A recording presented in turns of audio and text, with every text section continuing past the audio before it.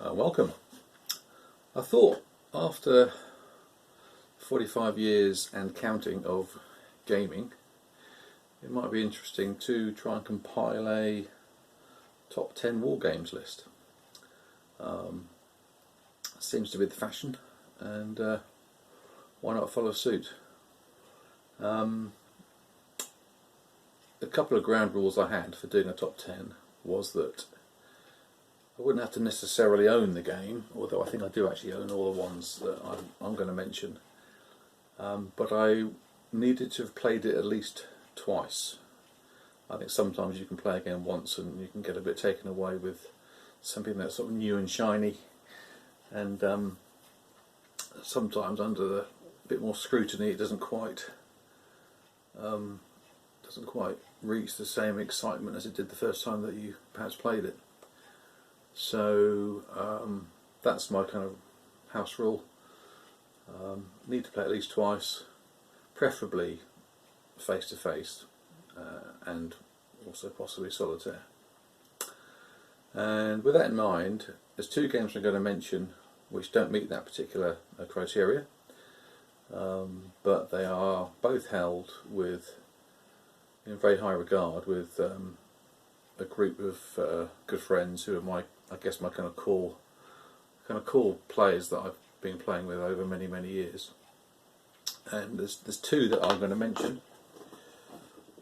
First one is called Cataclysm. This is by GMT, and it's a sort of sandboxy type game on the Second World War. It includes both the European and the Pacific fronts, and I've had a little go at it solitaire, one of the easier scenarios. Never really played it in anger, certainly not face to face, and not more than once.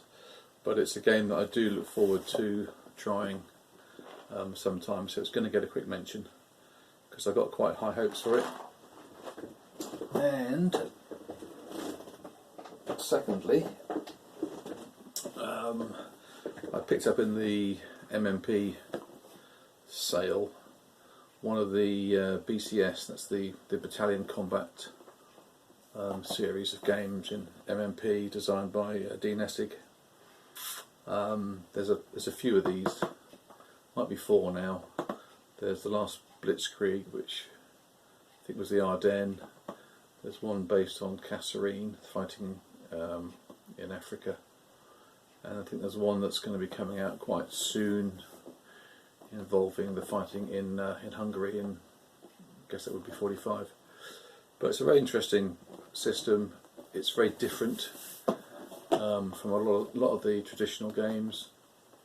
I have had a dabble with a couple of the team. Probably clocked up about half a game. Quite like what I saw, and consequently picked up this one in the sale. So there's two there which don't qualify, but two I have confidence will potentially meet a different. If the top 10 ever gets reviewed, those two may well find themselves in the top 10. Some honourable mentions. So these didn't quite make it. There's 4 or 5 of these. So the first honourable mention, which is a bit of a curveball, the Second World War by One Small Step. Could be a few raised eyebrows with this one, I think. Part of the reason why it gets an honourable mention is that it spent so much time on my gaming table, which means that it was doing something right. I admired what it tried to do. It was an attempt to model the entire Second World War. I guess the clue's in the title. Both Pacific and European theatres, and it just needed a bit of work. The map seemed to be missing what you might consider sort of key terrain features. It's the first time I've ever actually added artwork onto a map of a game that I've purchased, but I've played it and sort of tweaked some of the rules a bit, which I'm always a bit guilty of doing because I couldn't get the balance quite right, but still really enjoyed it. I wouldn't say to someone, oh, this is a great game, you absolutely must go out and buy it, because you need to, I think, buy it with your eyes wide open. It might require a little bit of work, but I certainly really enjoyed it. Number 2 on the honourable mentions for the people. Again, some of the people that know me quite well might be surprised this didn't make it into my top 10, but there's probably only room for a single strategic American Civil War game in my top 10, and a different title has, I think, unseated this particular game. Still a good game, would still play it without any hesitation. I just think that for my money it's now being superseded by a different title, which you will see later. Totaler Krieg takes us right back. I remember being at conventions in the UK when there were maybe 3 games of this going on over the 5 tables that were being used at the particular little convention we used to have. Started off with the decision games, never quite sure what you're going to get, and I remember buying Krieg, which is the sort of precursor to this, and thinking, wow, this is really different and I'm really quite enjoying it. And then Totaler Krieg came along. It's a very interesting game, played in a reasonable amount of time, kind of a weekend for the full campaign game, and I think of its day it was quite new, and a very pleasant surprise. So that is, I forget when it came out now, 2000 maybe, 1999, and I've still got it and will still play it.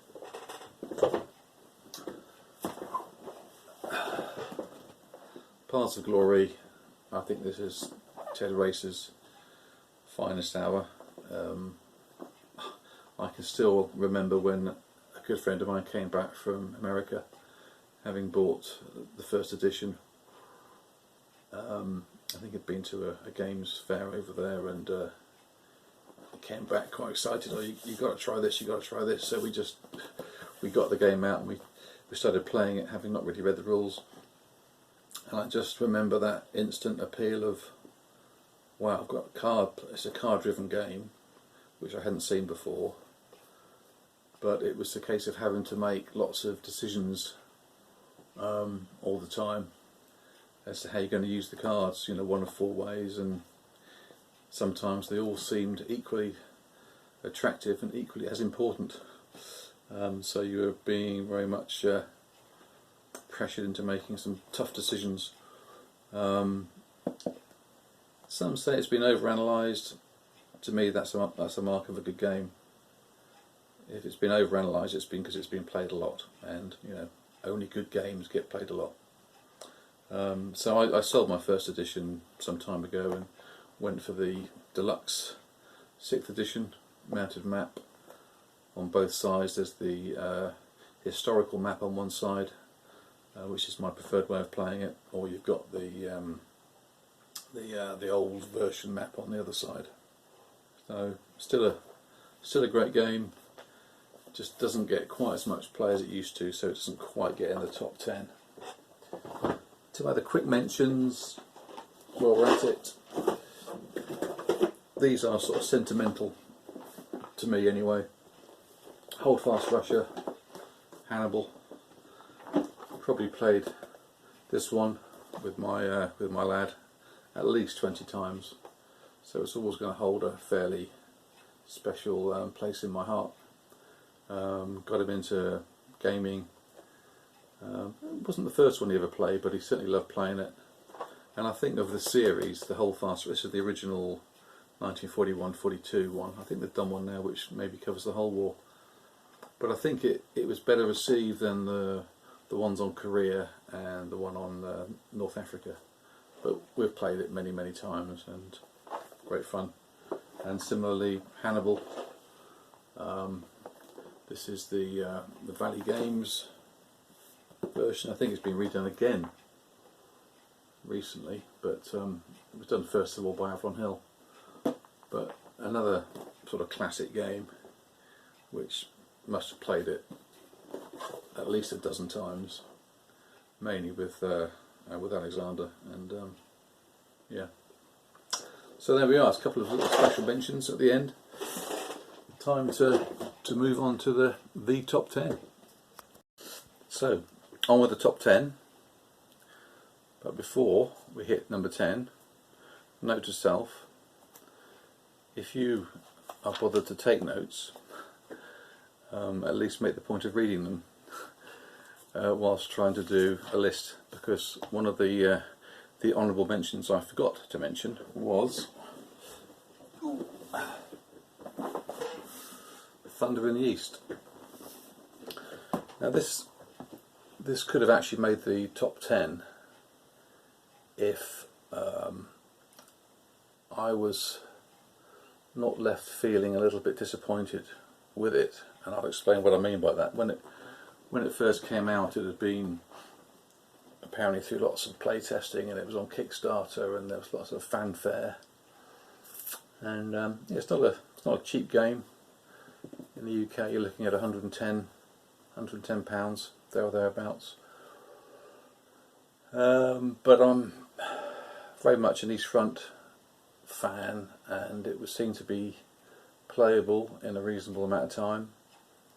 So picked it up.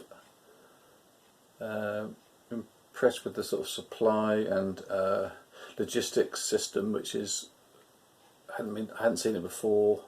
You know, you'd move your HQs forward, they'd suffer a delay while they got themselves sort of reorganised, and you've got a natural pause in the sort of tempo of operations, which was my understanding of what happened in these campaigns. I like the way that the air war was represented. It was off map, you weren't building individual bases, so it was fairly abstract, but there was enough colour, enough chrome. The special dice were a nice twist. But the first time I played it, I thought, ooh, you can do these improved positions very easily, and you can just plonk them down in enemy's docks, and you attack them, and you can perhaps, the defender will lose the improved position, and he can just get them sort of rebuilt again in the same hex as it was last time, by just burning up some production points, or once you know that Moscow's not under threat anymore, you can convert morale points into additional improved positions, which just seemed a bit odd. And there's a few other little things with supply to mechanised forces running around in the sort of hinterland of Russia, which never happened historically. They were very much on a tight leash, weren't they, trying to keep them supplied. So, and some of these issues had also been raised, I think, and there was a new set of rules coming out, and so sort of cherry picked some of those and came up with a side and a half of house rules, and it seemed to play fine. But I was aware that the development of the game was continuing, and they were talking about new play aids, new cards, a new rule set.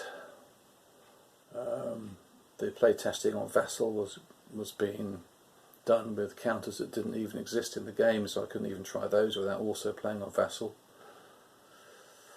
And to me, they were just steps too far. This wasn't a fix to a game that had been released in a timely fashion. It was a lot happening, and I think Consim World would show that most of the bandwidth now is with the design team. I think they may have lost their audience, or at least a lot of their audience. which is a shame because I think I've shared the feudal house rules with some players I know, and we've played it and they've used them and it seems to play fine. It's a nice east front game, but it can't make number in the top 10 because I don't think it delivered what was being promised. For me, anyway. Your mileage may vary. That's your call. But nicely produced, nice map, great counters. Just slightly below par in some respects. Right. Now we can start the top 10, and now I'll make a point of actually reading my notes. So maybe I'll get them in the right order. Number 10 is an oldie, but it's a goodie. I can find it. East Front, Columbia Games. Natural follow-on for myself and my son to play, having played Hold Fast Russia. Still plays really well. I mean, I've had my maps to this scanned and enlarged, which makes the space a bit easier to fit the blocks in. But it just captures everything you want in a block game, really. It's still being produced now. I think there's a new edition, but this one's fine for me. So that's my number 10. Played it quite a few times. Still really like it. Number 9 is First World War.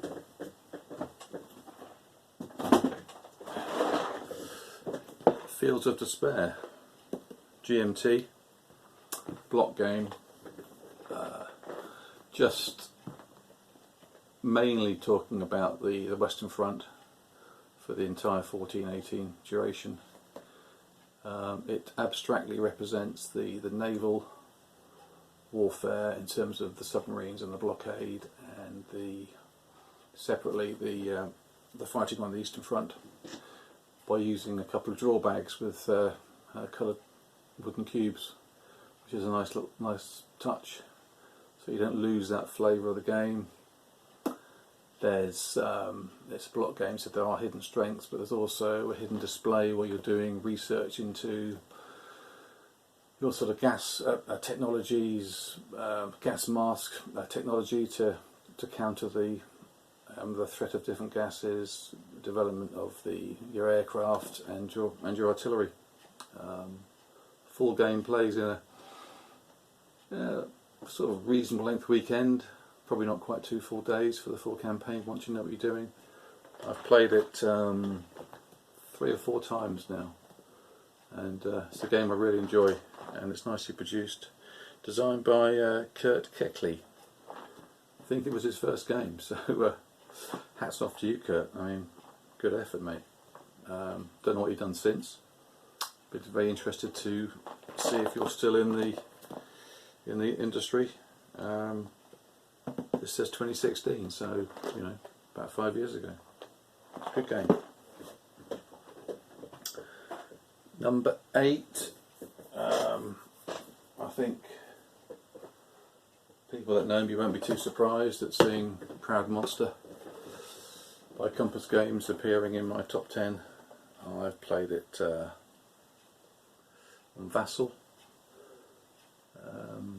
With a live opponent a couple of times. I've solitaired it I think twice, and face to face maybe 3 or 4 times.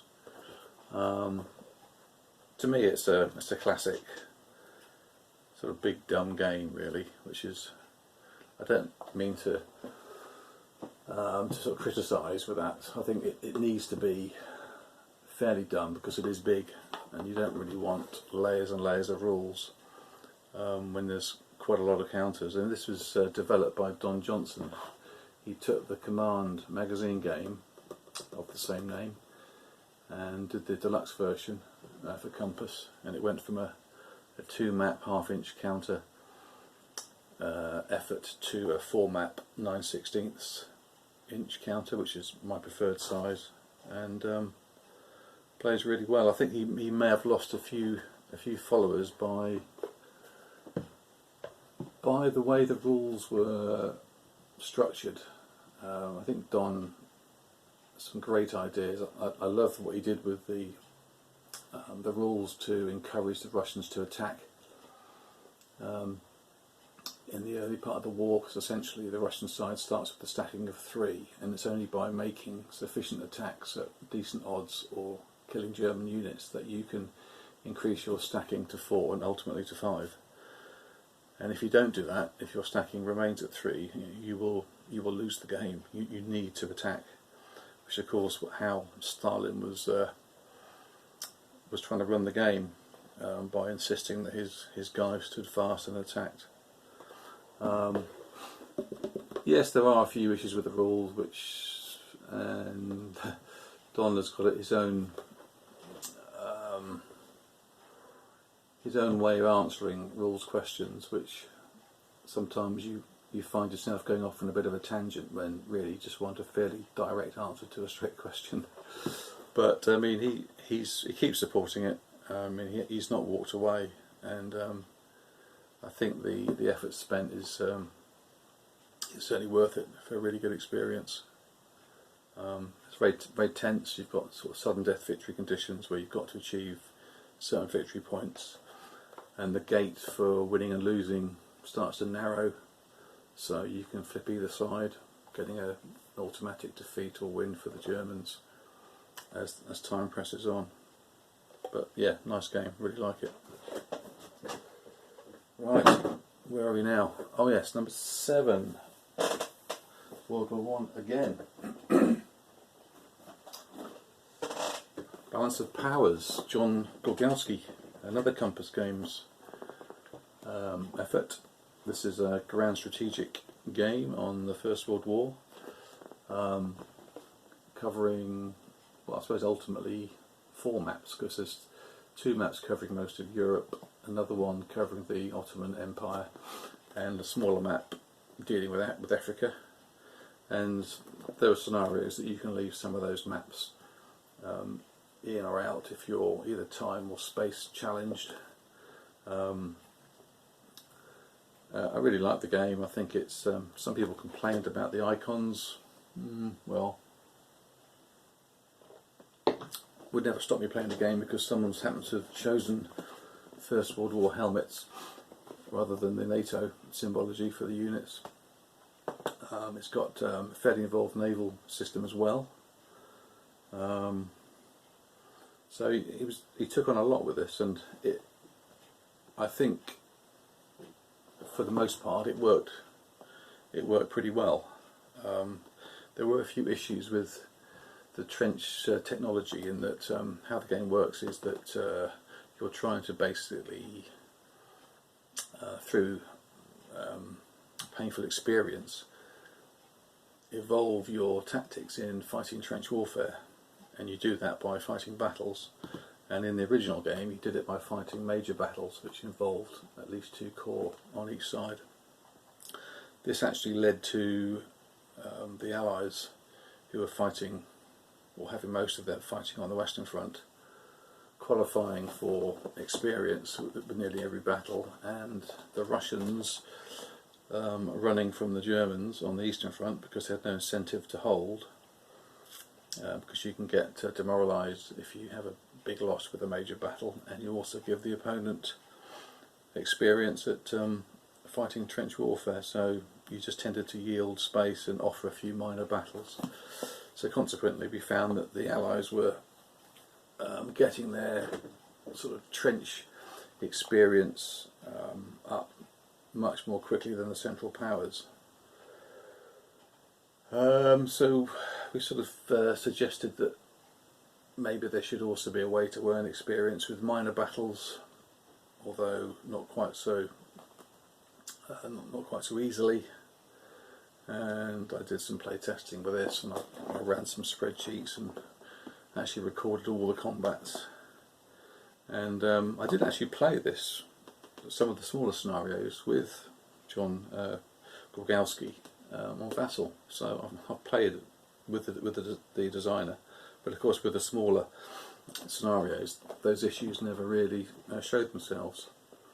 But quite heartened to see that quite a few of the ideas that we came up with found their way into the living rules, which is nice. And I've got some videos on this, and you can see it in action. Very nice game. Right, where do we get to? Oh yes, Great Campaigns of the American Civil War. One of a series.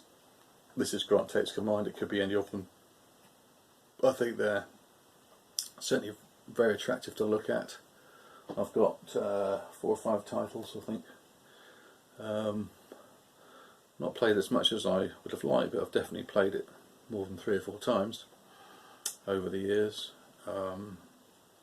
Yes, it's essentially a very simple game to play. It's probably the only, in nearly all the other games that you see, one of the first paragraphs in the rulebook would say the dice has got nothing to do with movement. Well, in this game, the dice has got everything to do with movement, because you roll the dice and that's how far you can move, essentially, which seems a bit alien to most hardcore gamers, but it just works, and you get bonuses for the Confederate forces being a bit more able and a bit more mobile, but yeah, they're all nice.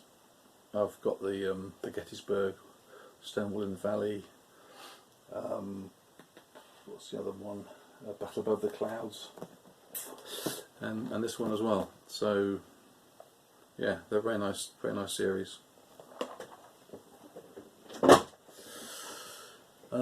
Another series. I've only got one on display here. I'm going to call these the Simonich 4X series. I'm showing Ardennes 44. I could be showing you equally Stalingrad 42, Ardennes 43, or Holland 44, all of which I have. I like them all kind of equally, really. Never quite got on with the Normandy one. That's the only one I let go. Used to have the Caucasus campaign, but to me the Caucasus campaign was essentially covered with the Stalingrad 42, so I couldn't quite justify keeping both. But they're all nice. There's slight differences in the system in each one, but I mean, I think Mark Simonich, he's got his own style. You'll all recognise the CRTs, the ability to roll for determined defence, to negate retreats, shifts for artillery rather than putting in factors and then having to sort of recalculate odds. It just always struck me as a much simpler way to represent the artillery, was just to go to shift. I'm not saying, well, I'm going to put in X points and the defender puts in X points and you've got to recalculate the whole combat odds again. A shift is just simpler and just as representative as far as I'm concerned. So yeah, these are all good. I think any of those you wouldn't be disappointed with. That was number 5. So number 4, Unconditional Surrender. Salvatore Vasta's design, GMT publication. Just a very, very different game to what I'd played before.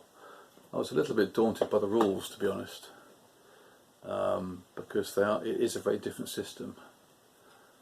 But there's a few videos, in particular on the Mediterranean supply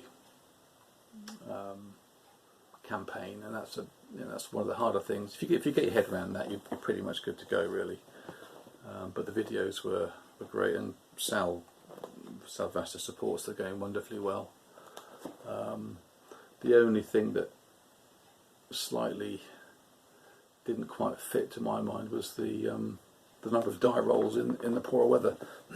Essentially, you activate units one at a time, and combat costs typically a point for the combat and the cost to enter the terrain. So a mechanised unit with 10 movement points in good weather could essentially attack a clear hex 5 times. And what you tended to find was that you got a lot of action, a lot of manoeuvre in the summer, which is to be expected, and in the winter you could still do multiple attacks. They were just slightly more expensive, so you got not quite so many, but ultimately most of them would end up as a no result. But because you could, and you don't store any production points, you may as well use them.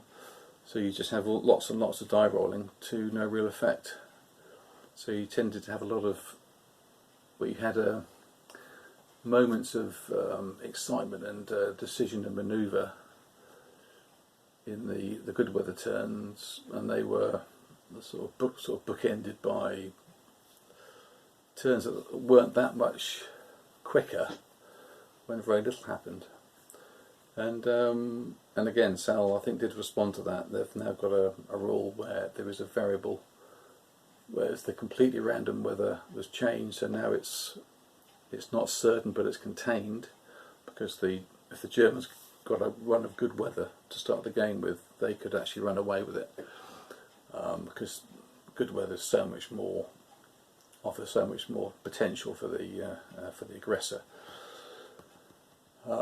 So now you know you're going to get so many turns of good weather, but you don't quite know when. And in the poor weather, you actually assault rather than do mobile battles, which kind of feels right anyway. So in assault, you just roll the dice once for that particular attack, and you can add in other units in the assault to give you some chance of having some effect. But yeah, great. I look forward to playing it again. I mean, this is one that I may get back on the table quite soon. Don't be too put off by the rules. There's lots of good videos. It's well supported, and I think there's a fair number of sort of core players of the game. You can also get a deluxe map for that, which I picked up. Number 3.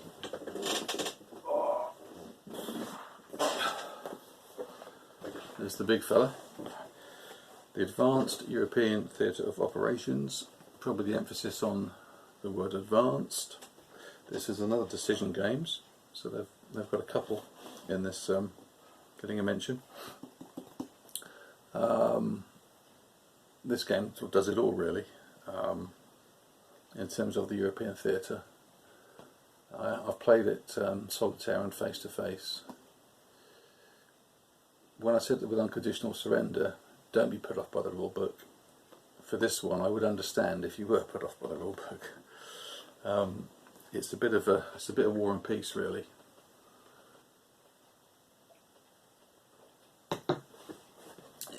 I think the living rules do actually cover it. So if you stick with it and work through it and go through the examples, I'll actually put a couple of videos on both the ground combat and naval combat examples of play. And this was another one that's been out a while. This is 2001, so 20 years old now. And I was playing it a few months ago, and there's some videos for it somewhere. And I got a bit stuck on some of the rules. Thought I'd take a chance and email Eric Harvey, the designer, and he answered within a day. And it wasn't just a one-word answer; it was a full rules explanation, his rationale for it being that way, and was very excited to hear that people were still playing his game. This was his first game, the first game he did, and in the correspondence that ensued from that, he admitted to me he didn't know what to leave out. So I think he left nothing out.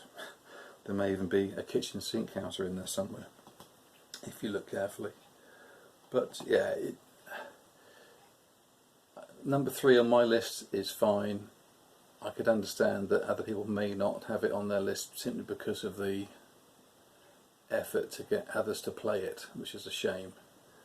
Because you sort of need someone in the group that knows what they're doing to get over some of those little bumps in the road to keep the game flowing. But I mean, in terms of the just for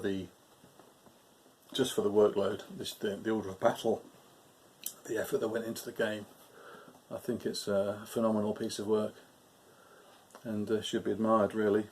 and also hopefully played. There you go. Number 2.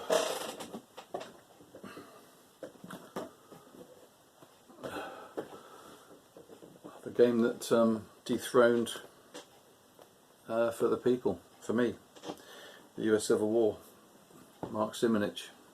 Bit of a theme there, isn't there? GMT games. Just a very engaging game. I find the move from a point to point, which was the mapping for the people, to the hex map in this, just kind of draws you in a bit more into the detail of the campaign. Probably plays, yeah, it's probably a slightly longer game to play the campaign game, but to me the extra time is worth it. It's with for the people you've got a single deck of cards, so it's 110 or 130 cards if you've got the expansion. So you can obviously get a wild game. So if you like a really wild game that you can't really plan for because you don't know what cards you're going to get, then for the people is the one for you. If you want to sort of study the American Civil War a bit more and perhaps enter a game with a preconceived idea of what you want to try and achieve, then I think that this one ticks that box. Very nice game. It's good. I've played it. It works on Vassal and also face to face. I've done both with it. There was a 2nd edition rule book. I would say that I've not played it with the advanced naval rules. They introduced, if you want the colour of shore batteries and burning coal and ironclads, it's got that as well. I've only done the basic game, which is what they recommend you do to start with, and I've never progressed nor found the need to progress beyond that. I suppose eventually I might decide it needs something else, but that's my number 2. And number 1 will probably come as no surprise to those that have just watched a few of my recent videos. The Eagles of France. I've not played the Austerlitz one, but I've definitely played Ligny on its own, Quatre-Bras on its own, and I've played them combined now. And yeah, what a lovely system. Clean. You're not micromanaging it too much. It's a slightly broader brush than things like La Bataille, but then it doesn't have that overhead of La Bataille. The rules just seem to sort of hum along quite smoothly, and the order system is quite unique. And you think, wow, why hasn't someone done that before? Putting dots on a map and issuing commands to formations as to where they need to go if they want to go somewhere in the most efficient way possible, whilst giving them some flexibility to do other things, but just not as well. Other thing about these is that they're very reasonably priced. I mean, these were going for about 50 quid over here, which is an absolute steal. So that's my favourite system at the moment. Might be colour because I've just played it and I had a very positive experience playing it. But if you combine it with the Quatre-Bras, that lends itself well to a sort of multiplayer. And there's lots of variables in it. You don't have to stick with a historical campaign. You can put in some variable reinforcements, or you can wind the clock back and start early morning on the 16th of June. And you can change the focus of the French army to go maybe towards Quatre-Bras rather than towards Ligny. So yeah, great system. Walter Wyszowski, designer. I think they're doing the Battle of Eylau next, either before or after the reprint of the Fallen Eagles, which was the Waterloo game. But yeah, if you can get hold of them, they're great. So that concludes the top 10. So thanks for watching.